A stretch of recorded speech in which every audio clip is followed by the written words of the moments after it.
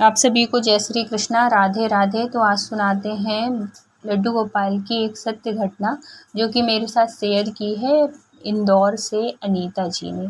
अनीता जी बताती हैं कि मैं कुछ दिन पहले वृंदावन गई हुई थी, तो वहीं की ये सत्य घटना है। तो मैंने पूछा कि क्या है, तो फिर उन्होंने बताया कि मैं वृंदावन गई हुई थी, तो वृंदावन में 1-2 दिन रुके हम लोग।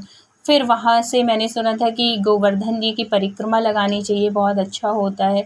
तो मैंने अपने हस्बैंड से बोला कि चलिए गोवर्धन जी की परिक्रमा लगा देते हैं। तो हस्बैंड ने बोला ठीक है चलते हैं। तो हम लोग निकले यहाँ से रात में परिक्रमा के लिए 10:30-11 बजे, क्योंकि परिक्रमा गर्मी के टाइम हो या कैसे भी हो, शाम को ही लगाओ तो अच्छा। ठंड में छोड़ के बाकी हर मौसम में रात में ही परिक्रमा वहाँ पे लगाते हैं सब लोग, क्योंकि मौसम बहुत अच्छा होता है। तो हम लोग निकल पड़े और जब आधे रास्ते में पहुँचे गोवर्धन जी की परिक्रमा तो वो मेरे लगाते हाथ में वहाँ लड्डू पे गोपाल हमें देख एक के अम्मा बड़ी मिली। खुश हुई अम्मा और कैसी उन्होंने थी पूछा कि कि बेटा स्वस्थ लड्डू तो गोपाल वो कहाँ बहुत से ली थी, हो, अभी ली हो? अच्छी थी, तो बोलने मैंने बोला में, कि चलने हाँ में, हाँ फिरने में अम्मा बहुत अभी अच्छी थी, वृंदावन गए लेकिन हुए थे तो परिस्थिति वहीं से से वो लेके बहुत आए हैं। तो हमने कमज़ोर सोचा थी। चलो तो हम परिक्रमा लोगों करते को हैं तो साथ में इनको भी हम ले लोगों ने चलते हैं। देखा तो वो उनको, बड़ी तो खुश हुई, देख के बोली थोड़ी-सी उनसे बहुत बात अच्छा की। किया, ऐसे इनके साथ बुजुर्ग ही मिल परिक्रमा जाते हैं तो लगा रही अच्छा हो, लगता है, बहुत तो पुण्य बुजुर्गों और से थोड़ी बहुत बात करो, कृपालु, थोड़ी उनकी बहुत ही हेल्प कर दो। दयालु तो है ये हम लोग लड्डू उनके पास गोपाल और गए और अपने वो भी परिक्रमा ही मन की लगा रही थी। हर तो बात बातों-बातों जान में उन्होंने लेते हैं बताया और कि हर बेटा मनोकामना क्योंकि पूरी करते परिक्रमा हैं करते ये। समय बहुत एक तो सारे मेरे लोग साथ भी परिक्रमा बहुत, करते मैंने हैं, तो तो कभी सपने जब में कोई नहीं साथ सोचा में था हो बेटा, जाता जो है तो कि ऐसे मुँह बंद उन्होंने करके तो किया परिक्रमा चमत्कार। करेंगे तो नहीं, थोड़ी मैं बहुत पूछी, बात हो ही तब जाती है। अनीता जी कहती तो हैं कि उनसे मैंने भी पूछा बात कि हुई। अम्मा ऐसा क्या हुआ था? तो फिर वो बताती हैं कि बेटा मेरे साथ तो मेरा लल्ला, मेरा लड्डू गोपाल ऐसे चमत्कार किया है कि मैं कभी सपने में भी नहीं सोच सकती थी।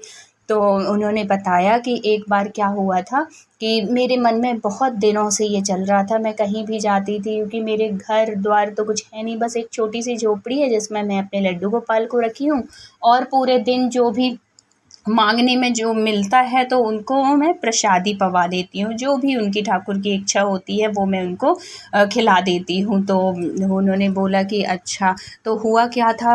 अनीता जी ने पूछती हैं। तो वो बताती हैं कि एक बार पता नहीं मेरे मन में कैसे आया, क्योंकि मेरी इतनी सामर्थ्य तो है नहीं कि मैं ये कर सकूँ काम, लेकिन बस उसी की इच्छा थी जो ये मेरे मन में ख्याल दिए। तो उन्होंने पूछा कि क्या हुआ था? तो बोली कि एक जगह भंडारा चल रहा था, और यहाँ बेटा भंडारा तो होता ही रहता है, जिसकी वजह से हम जैसे लोगों का पेट भरता रहता है। तो एक दिन अचानक मेरे मन में भी आया कि पुरुषोत्तम का महीना चल रहा है, अगर भगवान कृपा करते तो मैं भी भंडारा कराती। और फिर मैं घर जाके ऐसे मेरे मन में ये बार-बार ऐसी इच्छा हो रही थी कि मैं कैसे भंडारा करा पाऊँ, लेकिन मैं इतनी सामर्थ्य तो मेरे है नहीं, मैं तो इतना पैसे वाली नहीं हूँ कि मैं भंडारा तो कितने पैसों का होता है और मेरे पास कहाँ इतने पैसे। लोग देते भी हैं तो 2 रुपए, 5 रुपए, 10 रुपए, इससे ज़्यादा कोई कभी नहीं देता है। इतने में कहाँ कोई इतना जोड़ पाता है बेटा कि भंडारा करा सके। तो फिर भी मैंने ठाकुर के सामने, लड्डू गोपाल के सामने मैंने बोला कि इस महीने पुरुषोत्तम का महीना चल रहा था, तो मैंने उनसे बोला कि इस महीने में मेरे जो भी पैसे बचेंगे, जो भी मेरे को मिलेंगे, उस पैसे से मैं पुरुषोत्तम महीने में भंडारा कराऊँगी। अब मैंने मन में सोच तो लिया, मेरे मन में लगे कि अब मैं कराऊँगी तो कराऊँगी क्या, इतने तो पैसे भी नहीं जुड़ेंगे मेरे पास। लेकिन सब कुछ मैं उसके ऊपर छोड़ दी, अपने लड्डू गोपाल के। अब मैं नहीं जानती, मेरा मन है अब तू जान, अब तुझे जैसे भी कराना हो कराना, लेकिन मेरी बड़ी इच्छा है कि मैं भंडारा करा दूँ। अब वो अम्मा अब जैसे ही उनको रोज़ के पैसे मिलते थे, जैसे नहीं भिखारी भिक्षुक होते हैं, वैसे ही वो भी अम्मा थी। तो जैसे पहले उनको 2 रुपए, 4 रुपए, 5 रुपए ऐसे मिलते थे, तो इस बार भगवान की कृपा से उनको कोई 10 रुपए दे, कोई 20 रुपए दे, ऐसे-ऐसे करके उनके कुछ महीने के लास्ट तक उनके पैसे जुड़ गए। अब वो महीना हो गया, पैसे जोड़ ली, अब वो अम्मा सोचती हैं कि अब इतने बहुत ज़्यादा भी नहीं हुए हैं, कुछ ही हुए हैं, अब मैं कराऊँ तो कराऊँ कैसे भंडारा? अब कोई कराने को तैयार भी नहीं, क्योंकि 1-2 लोगों से पूछी तो बोली, अरे देख के हँसने लगे, बोले कि ये भिखारी ऐसे ये भी कोई भंडारा करा सकते हैं क्या? बोले अम्मा इतने में भंडारा नहीं होता है। और जिससे भी मैं पूछी, जो भी ये भंडारा कराते हैं, सब ने मना कर दिया कि नहीं इतने में भंडारा नहीं होता है, सब मना कर दिए। अब मैं उदास कि अपने घर जाने लगी। इतने में एक जगह और प्रसादी मिल रही थी, तो फिर मैं वहीं पे जाके प्रसाद लेने लगी और खड़ी हो गई। मैंने सोचा कि चलो इनसे पूछ लेती हूँ कि शायद यही मेरा भंडारा, जो मेरे मन में भंडारे की बात चल रही है, वही ये वो कर दें, करवा दे भंडारा। तो मैंने पूछा कि भैया मेरे पास इतने पैसे हैं, क्या आप भंडारा करवा दोगे? तो वो भी हंसने लगे और बोले कि भैया इतने में भंडारा नहीं होता है। और ऐसे करके खूब सब लोग हंसने लगे। अब मैं हंसी का पात्र बनने लगी, जहाँ जाऊँ वहीं पे। लेकिन मेरे मन में बड़ी वो थी कि मैं भंडारा कराऊँ तो कराऊँ कैसे? अब एक जगह मैंने निश्चय कर लिया कि अब तो मैं ये पैसे का क्या करूँ? अब इतने पैसे हैं, अब मैं और जोड़ भी नहीं सकती, अब मैं कैसे करूँ? तो एक जगह भंडारा हो रहा था और भंडारे में नमक कम गया था, और वो जो बच्चा है वो जा रहा था नमक लेने के लिए। तो मेरे मन में अचानक आया कि अगर मैं इन अपने पैसों से अगर मैं नमक भी ले लेती हूँ, तो ये भी पूरे भंडारे में मिल जाएगा और उसका भी उतना ही असर होगा, क्योंकि बिना नमक के भंडारा का भी कोई मतलब नहीं होता है, क्योंकि बिना स्वाद के भंडारा कैसे लगेगा।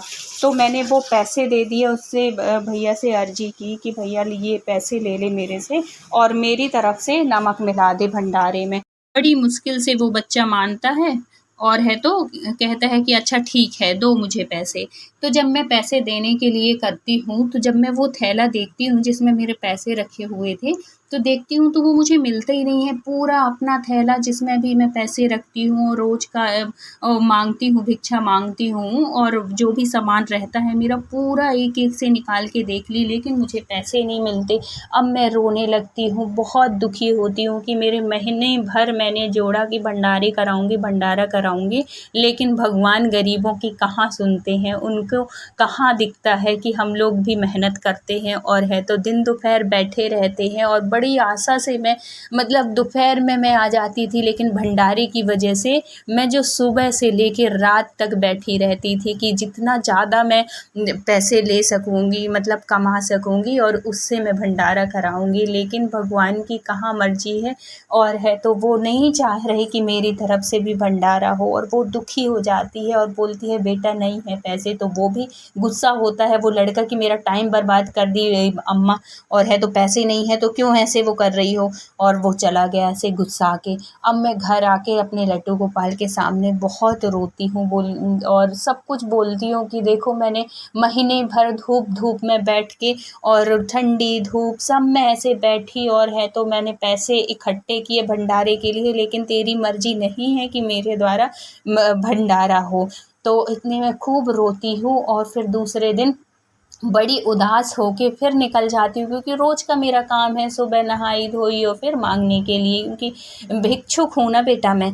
तो ऐसे बताती है और बताते बताते खूब रोने लगती है। मुझे भी बड़ा दुख लगता है इस बात पे। तो कहती है कि दूसरे दिन जब मैं जाती हूँ और एक मंदिर के पास खड़ी रहती हूँ, बड़ी दुखी होके देखती हूँ कि सब कैसे पता नहीं मेरे मन में क्यों लग रहा था बार बार कि मैं भी कराऊँ। तो एक छोटा सा बच्चा आता है बड़ा सुंदर सा और कहता है कि मैया मुझे 10 रुपए दे दो ना। तो पहले मैं तो उसको देखती रह जाती हूँ, इतनी मनमोहक छवि थी कि इससे पहले मैंने कभी ऐसा बच्चा देखा ही नहीं था। तो फिर बाद में मैं पूछती हूँ कि बेटा किस लिए चाहिए लल्ला, किस लिए चाहिए तुझे ये 10 रुपए? तो उसने कहा कि यहाँ बगल में मैया एक भंडारा चल रहा है, तो वहाँ पे नमक का मुझे वो करना है, दान देना है। तो मैं सोच रहा हूँ कि पुरुषोत्तम का महीना चल रहा है तो मैं नमक दान कर दूँ, और मेरे पास ज़्यादा तो है नहीं मैया, तो कि मैं इसीलिए मैं 10 रुपए ही तुमसे मांग रहा हूँ। और ये सुन के तो मुझे ऐसा लगता है कि जैसे मेरा लड्डू गोपाल, मेरा साक्षात बांके बिहारी मेरे से ऐसे पैसे मांग रहे हैं। और मेरे पास उस समय 25 रुपए थे। मैं अपनी झोली से 25 रुपए निकाल के दे देती हूँ, बोलती हूँ लल्ला ले और तू भी करा दे, और मेरी तरफ से भी ये भंडारा हो जाएगा। और वो बच्चा मेरे से 25 रुपए लेके चला जाता है और वहाँ पे भंडारे के लिए नमक हो जाता है। तो ऐसे मेरे लड्डू गोपाल मेरे ऊपर कृपा किए और मुझे उदास नहीं होने दिए। देखो अगर हम मन से कोई भी चीज़ मानते हैं ना, तो सामने भले हमें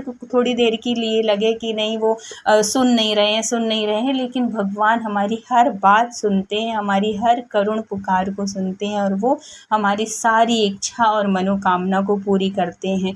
तो ऐसे है हमारे लड्डू गोपाल। तो उन्होंने बोला कि ऐसे कृपा की, ऐसे चमत्कार किया बेटा, और लड्डू गोपाल की सेवा बहुत श्रद्धा से करना।